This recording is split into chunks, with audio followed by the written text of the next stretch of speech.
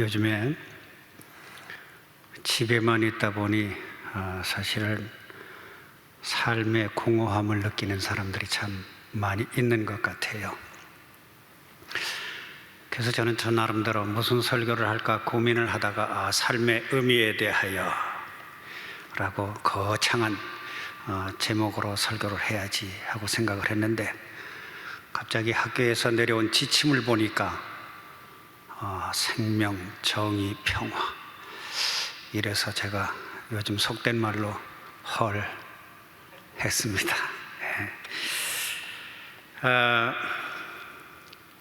고민을 하다가 이제 곧 환경주일이 다가오기도 하고, 오늘날 이 시대를 바라보면서 참 하나님께서 지으신 이 피조물들이 얼마나 파괴되고 오염되고 있는가 하는 생각도 들고요. 아침에 일어나면서 재채기를 하고 알러지를 하면서 하나님께서 지으신 이 피조물이 이렇게 소중한데, 또 미세먼지 때문에 마스크를 끼고 나오면서 참 우리가 너무 아무렇게나 살았구나 하는 생각을 해보면서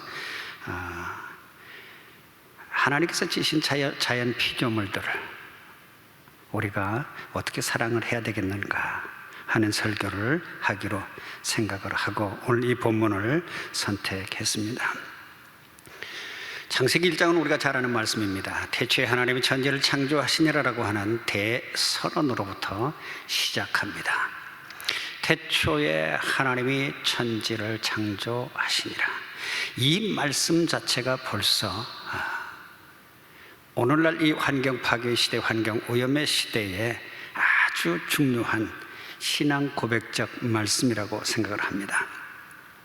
이 대선언에서부터 시작해서 창세기 1장이 쭉 전개가 됩니다. 하나님께서 첫째 날 무엇을 만드시고, 둘째 날 무엇을 만드시고, 셋째 날, 넷째 날, 다섯째 날, 여섯째 날 무엇을 만드셨다 하는 그런 얘기로 계속 진행이 됩니다. 그래서 우리는 가끔 창세기 1장을 읽을 때마다 하나님께서 이 모든 만물을 만드셨다는 것을 설명하는 장이구나 하는 생각을 할 때가 참 많습니다. 그러나 저는 조금 다른 관점에서 모든 만물을 만드시고 기뻐하시는 하나님에 대한 이야기구나 이런 생각을 했어요. 그러니까 피조물들이 주어가 아니고 피조물을 만드신 하나님께서 정말 놀랍게 기뻐하시는 놀라운 희열에 가득 찬 하나님의 선언, 보시기에 좋았더라, 정말 좋았더라 라고 하는 그 말씀이 훨씬 더 이 1장의 키워드구나 하는 생각을 했어요. 오늘 이 말씀을 보면은요, 하나님께서 모든 만물을 만들어 놓고 기뻐하시는 하나님, 해, 달, 별을 만드시고 모든 만물을 만드셔서 생육하고 번성하라 축복하시면서 기뻐하시는 하나님, 인간을 만드시고 생육하고 번성하라 땅에 충만하라 다스리라 라고 말씀하시면서 매우 기뻐하시는 하나님, 이 하나님의 이야기가 1장의 말씀입니다. 특히 하나님께서는 인간을 만드셨어요. 인간을 만드시고 너무 기분을 좋아하셨어요. 그리고 인간에게 하나님의 형상이라고 하는 지위를 부여하십니다. 너희들은 하나님의 형상이다, 내가 하나님의 형상으로 너희들을 만들었다라고 말씀하셨어요. 그리고 땅을 다스리라, 아름답게 유지하라, 보존하라, 관리하라 라고 하는 말씀을 하시면서 또한 기뻐하셨습니다. 그런데 오늘 정말 하나님께서 기뻐하시는 일들을 우리는 하고 있는가 하는 거예요. 오늘의 현실을 가만히 돌이켜보면 하나님을 기쁘시게 하는 일들을 우리가 하고 있는 것이 아니라 하나님의 형상인데도 불구하고 하나님을 슬프게 하는 일들을 많이 하고 있지 않나, 하나님의 마음을 아프게 하는 일들을 많이 하고 있지 않나 하는 생각을 많이 해봅니다. 우리 주변을 한번 돌이켜 보십시오. 파괴와 오염으로 가득 차 있는 모습을 바라볼 수 있습니다. 쓰레기가 넘쳐납니다. 미세먼지로 숨을 쉬기가 어렵습니다. 자연과 인간 사이의 위기가 넘쳐납니다. 공기는 오염되어 있습니다. 땅은 파괴되고 헤쳐져 있습니다. 환경 호르몬은 넘쳐나고요, 이상 고온 현상으로 올해는 가장 더운 한 해가 될 거라고 얘기를 합니다. 동식물은 멸종이 되고 산림은 파괴되고 있습니다. 이러한 것들이 정말 하나님의 형상으로서 우리가 해야 될 일인가? 이것이 정말 하나님을 기쁘시게 하는 일인가? 우리는 다시 한번 진지하게 생각해 보아야 할 것입니다. 정말 이 모든 것이 하나님의 형상인 인간이 정말 하나님의 마음을 아프게 하면서까지 생명 파괴의 현상, 정의가 아니라 불의가 횡행하는 세상, 인간과 자연의 공생과 평화가 아니라 분열과 샬롬을 해치는 그러한 일들이 횡행하고 있는 겁니다. 이 자연을 파괴하는 것, 이것은 곧 인간의 위기죠. 자연을 파괴하는 것이 곧 자연 파괴로만 끝나지 않고 인간의 위기로 이어집니다. 그래서 이런 말들이 있습니다. 자신을 스스로 파괴로, 자신을 스스로 위기로 몰아넣는 종은 인간뿐이다. 그리고 인간은 지구의 암세포다 라고 하는 무시무시한 말들이 떠돌고 있습니다. 그런데 또 심각한 것은요, 자연을 파괴하는 것은 하나님의 기쁨을 빼앗아가는 거라는 거예요. 하나님의 피조물들 파괴함으로 인해서 하나님께서 기뻐하셨던 그 찬탄, 놀라움, 이것을 앗아가고 하나님의 마음을 아프게 슬프게 하는 일이라는 겁니다. 여러분, 우리는 하나님을 사랑한다고 말하지요.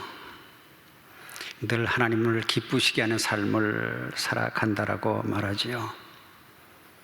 정말 그런가요? 우리가 한 번만 돌이켜보면, 한 번만 되돌아보면 정말 우리가 하나님의 마음을 슬프게 하는 일들을 얼마나 많이 하고 있는가 하는 것을 알 수 있습니다. 하나님의 형상인 우리 인간들이 무엇으로, 어떤 방식으로 하나님을 기쁘시게 할 수 있을까요? 물론 여러 방법이 있겠지만 그 중에 하나가 바로 하나님의 피조물인 자연을 사랑하는 것이죠. 모든 생명을 존중하는 것입니다. 자연을 잘 관리해서 다음 세대에 돌려주는 것, 이러한 정의를 실현하는 것, 이것이 하나님을 사랑하는 방법 중에 하나입니다. 다시금 자연 피조물과 화해하고 샬롬을 이 땅에서 만들어가는 것, 이것이 바로 하나님을 기쁘시게 하는 것입니다. 이것이 바로 하나님을 기쁘게 하는 것이고 하나님의 형상인 우리들에게 하나님께서 맡겨주신 과지다, 이렇게 말씀드릴 수 있습니다. 이것을 위해서 우리는 몇 가지 인식하고 행동할 필요가 있습니다. 첫째로는요, 자연 파괴, 환경 파괴가 얼마나 심각한가 하는 것을 인식할 필요가 있습니다. 위기의식을 먼저 가질 때에 우리의 행동에 변화가 일어납니다. 위기의식이 없으면 우리의 행동은 변하지 않습니다. 우리의 삶은 변하지 않습니다.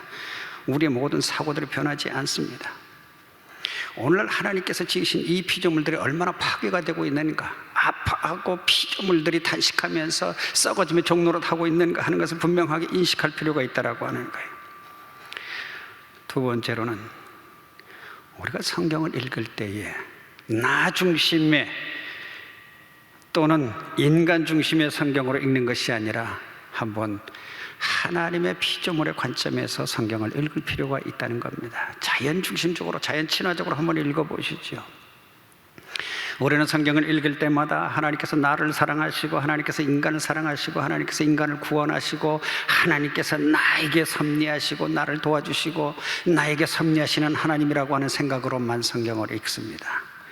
그러나 성경은 그렇게 말하고 있지 않습니다. 모든 피조물들이 하나님의 구원의 섭리의 드라마에 속하고 있다라고 하는 것을 잘 말하고 있는 것이 하나님의 말씀입니다.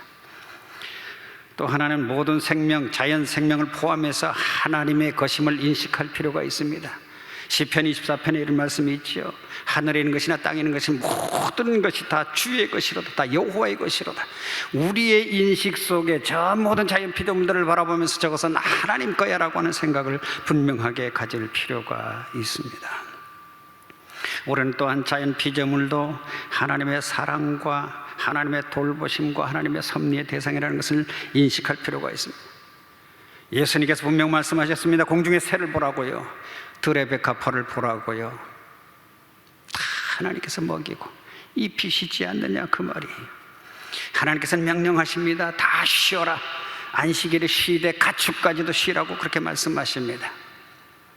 그런데 우리는 지금 뭘 하고 있나요? 어떻게 하고 있지요? 또 하나는 성경 말씀을 보면은 모든 생물들, 모든 피조물들이 하나님의 언약의 대상이라고 말씀을 하고 있습니다. 이만큼 자연 피조물들이 소중하다는 것, 성경은 자연 피조물들이 얼마나 소중한가, 하나님께 얼마나 소중한가라고 하는 것을 잘 말씀해 주고 있습니다. 우리는 노아 홍수 이야기를 들을 때마다 이렇게 읽습니다. 사람들이 너무 범죄하여서 하나님께서 인간을 만드신 것을 단식하시고 한탄하시고 사람들을 홍수로 멸하셨다.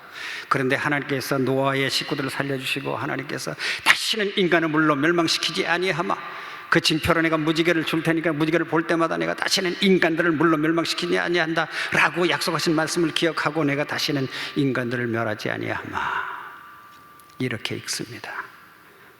아닙니다.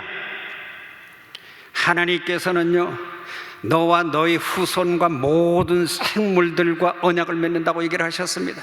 너와 너의 후손과 모든 생물들을 다시는 물로 멸망시키지 아니하리라. 그리고 너와 너의 후손과 모든 생물들을 위하여 무지개를 그 징표로 주겠다는 거예요. 무지개를 볼 때마다 내가 너와 너의 후손과 모든 생물들과 한 약속을 기억하고 내가 다시는 너와 너의 후손과 모든 생물들을 물로 멸망시키지 아니하겠다는 거예요. 하나님께서는 무지개를 바라볼 때마다 인간들만 생각하시지 않고요, 모든 피조물들도 함께 생각하십니다. 호세아 2장 8절의 말씀에 보면은요, 그날에 내가 그들을 위하여 들짐승들과 공중의 새와 땅의 곤충과 더불어 언약을 맺으며 이 땅에서 활과 칼을 꺾어 전쟁을 없이 하고 그들로 평안히 눕게 하리라. 내가 내게 장가들어 영원히 살되 공의와 정의와 은총과 긍휼의 여김으로 내가 장가들며 진실함으로 내게 장가들리니 내가 여호와를 알리라. 호세아 2장 18절에서 20절 말씀이지요. 내가 언약을 맺되 들짐승들과 공중의 새와 땅의 곤충과 더불어 언약을 맺겠다는 거예요. 하나님께서는 인간들과만 언약을 맺으신 분은 아닙니다. 인간들만 소중하고 인간만 구원의 드라마에 속하는 분이 아니십니다.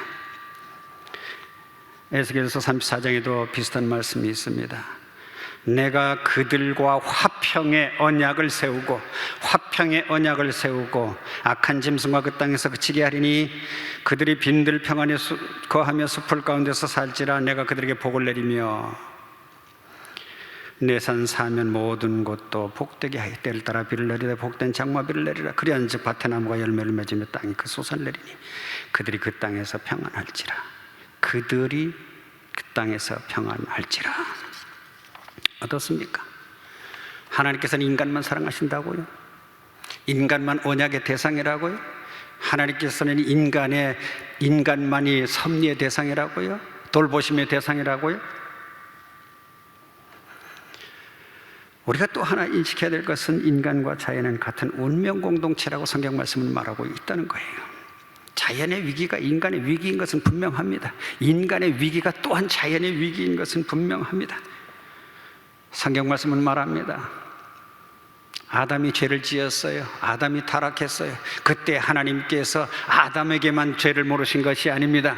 아담에게 죄를 물으시고 타락의 결과가 땅에까지 미칩니다. 잘못은 가인이 했습니다. 가인이 했는데도 불구하고 그 타락의 결과가 자연 피조물에게까지 미칩니다. 사람들이 잘못했습니다. 그런데 홍수로 모든 생물들이 멸하고 말았습니다. 모든 성경은 이렇게 얘기를 합니다. 인간과 자연 피조물은 함께 가는 거라고요. 하나님의 역사에 하나님 함께 가는 거라고요. 우리는 또한 하나님은 인간과 자연의 샬롬을 만드시는 분이라는 것을 분명히 기억할 필요가 있습니다. 골로새 1장 20절의 말씀이지요. 하나님께서는 십자가의 피로 모든 것, 하늘에 있는 것이나 땅에 있는 것이나 모든 것들이 하나님과 화해되기를 기뻐하시느니라. 그렇습니다. 모든 피조물들이 하나님과 화해되기를 기뻐하시는 분입니다. 인간만 하나님과 화해되는 것이 아닙니다. 인간만 예수 그리스도의 십자가가 효력이 있는 거 아닙니다. 모든 피조물에게 예수 그리스도의 십자가가 효력이 있고 예수 그리스도께서 만드시는 샬롬의 역사가 임한다라고 하는 거예요. 하나님은 우리를 하나님의 형상으로 만드셨어요. 모든 것을 보시면서 기뻐하시는 하나님의 형상, 바로 우리입니다. 하나님의 형상으로서 오늘 우리는 무엇을 해야 되겠습니까? 얼마나 생명을 사랑하고, 얼마나 공의를 실천하고, 얼마나 샬롬을 만들기 위해서 노력했습니까? 역으로 우리가 얼마나 생명을 파괴하는 것에 저항했습니까? 우리는 하나님의 샬롬을 이 땅에 만들어가기 위해서 무엇을 했느냐 하는 겁니다. 몰트만 교수는 구체적으로 이렇게 한번 물어봅니다. 실생활에서 이렇게 했니? 하고 물어봐요. 나의 소비 생활은 어떠하며 어떻게 쓰레기를 처리하는가? 나는 여전히 버리는 사회, 낭비하는 사회에 속하고 있는가? 아니면 그 사회에 저항하면서 사는가? 일상생활에 있어서 혹은 예배에 있어서나 대화할 때 생명을 존중하며 살아가는 사람들의 삶의 스타일을 어떻게 생각하는가? 좀 더 나아가서 환경과 우리의 이웃인 다른 피조물들을 보호하기 위한 법 제정에 우리는 얼마만큼 관여하였고 그 법 제정을 위해 얼마나 노력을 하였는가라고 질문하고 있습니다. 오늘 우리는 하나님을 기쁘시게 하기 위하여 무엇을 하고 있습니까? 라고 질문하고 싶습니다. 여러분, 하나님의 형상 아닙니까? 모든 피조물들을 지으시고 보시기에 심히 좋았더라라고 원초적 희열을 느끼신 그 하나님의 형상 아닙니까? 생명사랑, 정의의 실천, 평화를 만들어가는 것, 이것이 하나님을 기쁘시게 하는 오늘의 성화요, 오늘의 영성이 아닌가 합니다. 이 생명사랑, 정의, 평화는 남에게 요구하는 게 아닙니다. 나에게 요구하는 것입니다. 우리는 정의를 얘기할 때마다, 평화를 얘기할 때마다 다른 사람을 향하여서 얘기합니다. 당신 정의로워야 됩니다라고 얘기를 하고 있습니다. 아닙니다. 나에게 먼저 얘기를 해야 되죠.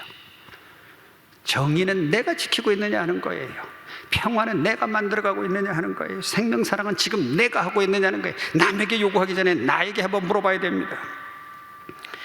그리고 이러한 것들은 거창한 것 아닙니다. 나가서 광화문에 가야 되고 데모해야 되고 아니에요. 우리가 살아가는 일상 속에서 만들어가는 그런 하나의 덕목입니다. 거창한 것이 아니라 작은 데서 시작하는 거지요.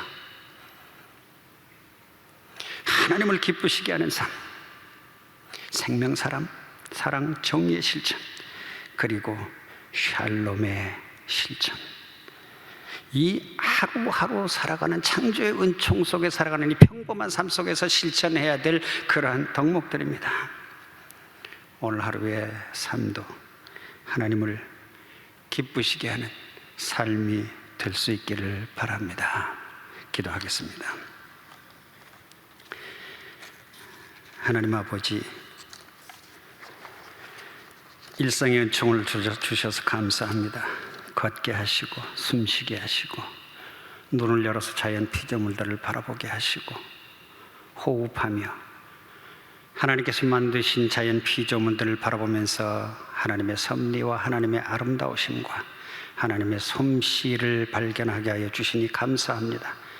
저희들이 하루하루 살아가면서 호흡하면서 정말 우리들의 작은 일상 속에서 생명을 사랑하고 정의를 실현하며 샬롬을 만들어가는 저희들 될 수 있도록 축복하여 주시옵소서. 정말 우리가 하나님의 형상으로서 늘 하나님을 기쁘시게 하는 삶을 살아갈 수 있도록 인도하여 주시옵소서.